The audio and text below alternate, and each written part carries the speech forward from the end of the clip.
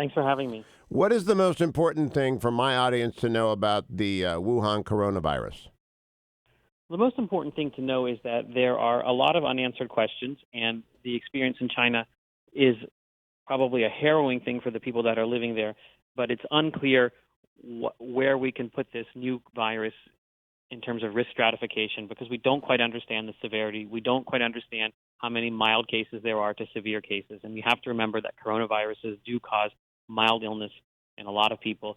And some of the panic that's going on in the United States, for example, is really unwarranted because the cases we have here are well contained. And there's actually been no severe cases or deaths really outside of China or no sustained transmission outside of China. So there's a very different disparity there's a big disparity between what's going on in China and what's going on in the rest of the world.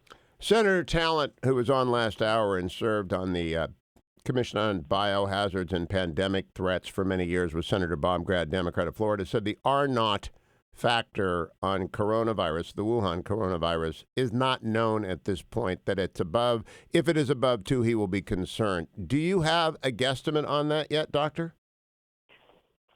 I don't have a really strong guesstimate on it because when you're in the early days of an outbreak and you don't have full information, you can really get fooled by the data and come up with R naughts or reproductive numbers for the virus, how many other people it infects that are way off from the actual. We clearly know that in parts of China it's above 1 because there's chains of transmission that are going on. And for some people, it would be the R naught would be 0 because the patients in the United States, we've had no transmission, so their R naught is 0. So when you come up with a big number, 1 R naught for the whole world, it's really dangerous to do that because it's not necessarily that there's just this magical number that governs everyone's transmission. So I do think it's somewhere probably in the range between the 1 and 2 range, but it's hard to know exactly where it fits because there has not been a strong effort to find the mild cases in China. And the mild cases may be what's driving the transmission. So you can kind of get it's kind of a technical thing, but you can kind of get a wide range of R naughts, none of which are really true. At the Hopkins, I'm sure some of your people are advising the president and the Secretary Azar. But if your phone rings and it's Donald Trump and he asks you, Doc, Tom Cotton wants me to stop every plane from China from landing. Should I? How do you answer him?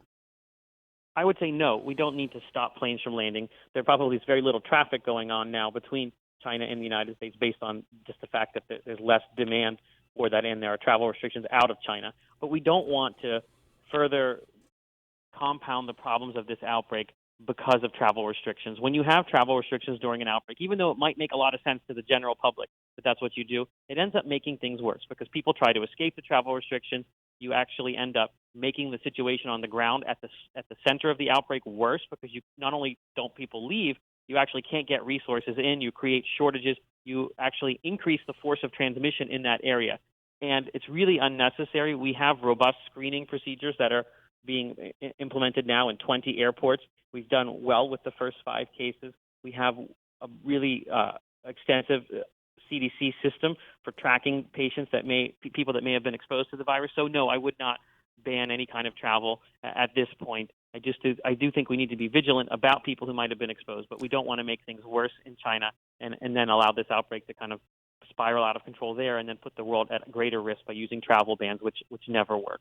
Dr. Adalja, I'm a bit skeptical about the reporting and monitoring of patients A, B, C, D, E, and F in the United States for the simple reason that there has been no public disclosure of which flights they entered in the United States on, nor whether or not they went into any public place. And I know in Germany they've had domestic transmission person to person from people who have not been to China. Do you criticize the CDC for sitting on this information, or do you think it's appropriate?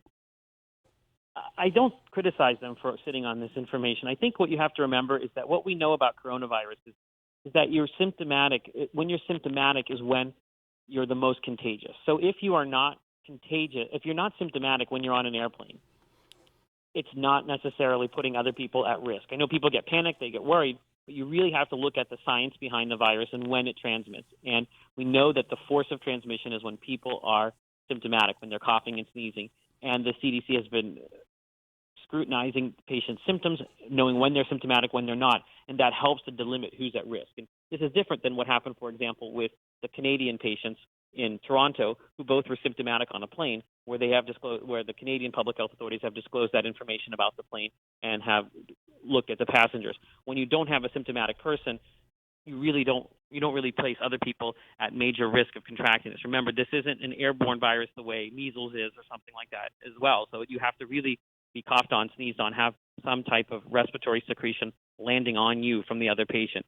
So it's really important to keep that in mind, and that may be part of the reason why we're not talking about which flights they came in on, just that they were which airports they were found at, that they went through, or what their city location is. And I'm pretty confident that's the best way to go about this right now, because we really want to not have people overreact and have a panic that's not warranted and then take drastic actions. We already have people causing shortages of surgical masks, which they don't really need to have in the United States.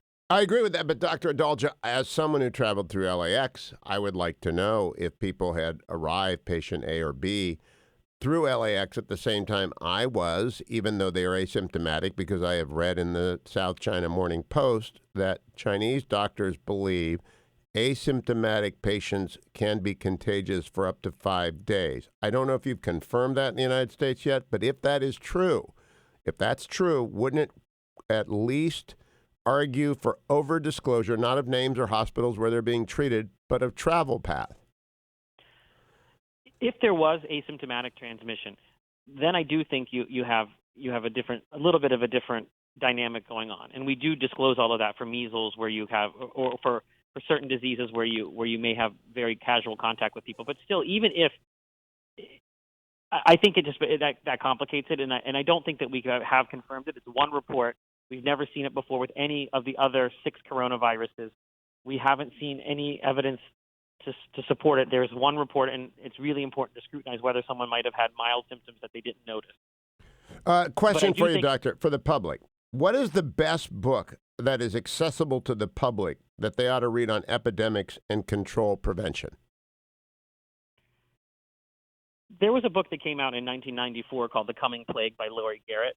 I think that's probably the most comprehensive book that takes you through a lot of different outbreaks and epidemics that's accessible. It's pretty thick. So there's another one I'll recommend called The Deadliest Enemy by Mike Osterholm, who was the state epidemiologist in Minnesota. That one takes you through his life as a state epidemiologist and really gives you a lot of insight into many different outbreaks that happened in the last 25 years, which he was a part of. But a comprehensive one from A to Z is probably The Coming Plague, but The Deadliest Enemy is a great book that I would recommend as well. I've been listening to The Great Influenza and find it very, very educational as to how public health develops, sort of like the ghost map. But I will go with your 2 recommendations, The Coming Plague and what was the second one? The Deadliest Enemy. The Deadliest Enemy by Osterholm. Now, Doctor, let's turn to the positive side. Assuming that we've got a new coronavirus here, how long does it take to get a diagnostic test? How long does it take to and get it distributed? And how long does it take to develop a viral remedy and then a vaccine? So the diagnostic test currently available is being done at the CDC. The CDC is rapidly trying to get that out to state health department laboratories so that it's more distributed. To get a commercial diagnostic test, it may take quite some time because of the ability to actually develop one that can be done in non-sophisticated labs, and get the technology right and get it through FDA regulations. So I think that we won't see a rapid test that's available like in a doctor's office or in an emergency department for some time, maybe months. But we will be having regular testing done at state health departments and maybe some local health departments as well. When it comes to a vaccine, you have to remember that vaccine development is measured in years, not in months, and you don't really get a vaccine before the credits roll in a movie like you saw in Contagion.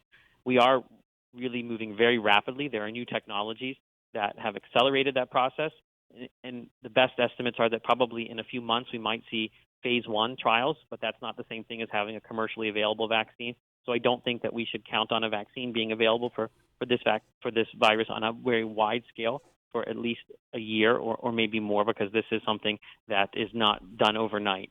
Regarding antivirals, that's a different story. We do have a couple of antivirals that are promising. So these are medications that may be able to stop the virus from making copies of itself in your body and maybe decrease the symptoms. And there's one promising avenue of research is some HIV medications that people looked at way back in SARS in 2003, and those are being now used in compassionate use for patients that are sick, and as well as for developing a clinical trial to use these HIV medications that might be able to be repurposed against this virus. And then there's another experimental drug that is also being considered for clinical trials. So that we may see start pretty quickly, so long as we have patients in places like China where there are enough to actually do clinical trials to determine whether they work or not. Last question, doctor, and this is a journalist question, curiosity about someone like you with the expertise you have. How are you spending your day? Are you doing it on media? Are you doing research? Are you reading public sources? How are you getting your information, and what are you doing with it? All of the above. So I do spend a lot of time reading the news reports just to keep track of the case counts and what's going on the ground in China. I'm reading all the medical journal reports that have come out with the actual detailed clinical data on these initial patients. That's kind of hard to come by, but we are starting to see it trickle out in some of our medical journals now. I'm spending time on conference calls regarding what's going on with preparations in the United States and listening to WHO press conferences about what their actions are going what actions are going on. And I'm using that to talk to the media to try and explain things to the general public and to policymakers about what the best actions are to take, and trying to come up with my own predictions for what I think will happen with this virus and what I think the best actions might be. I'm writing as well. I've written some op-eds on this topic and just trying to get the information out, because I think the more information you give the public, the better we will handle this outbreak. I agree. Last question. Anything that is not being done that Dr. Adalja would want done right now? I really think that the key question we have to understand is the severity. We need to know how common severe cases are, how common fatal cases are, because we really don't know the denominator, how many people are infected in China, because we know that coronaviruses are very common. We have 4 coronaviruses that circulate regularly every season, and they cause about a quarter of the common colds, and sometimes they can cause severe disease. We want to really understand what the case fatality rate is, and the only way we're going to know that is by understanding how many mild cases there are, because all of our response efforts are premised on the fact that this is based on its severity. So we really have to get very granular data on how severe it is so we can actually risk stratify it. I must say, Dr. Adalja, you're a heck of a guest. Thank you for spending time with me. Good luck with your work. Good luck with continuing to be a calm, reasoned, and available voice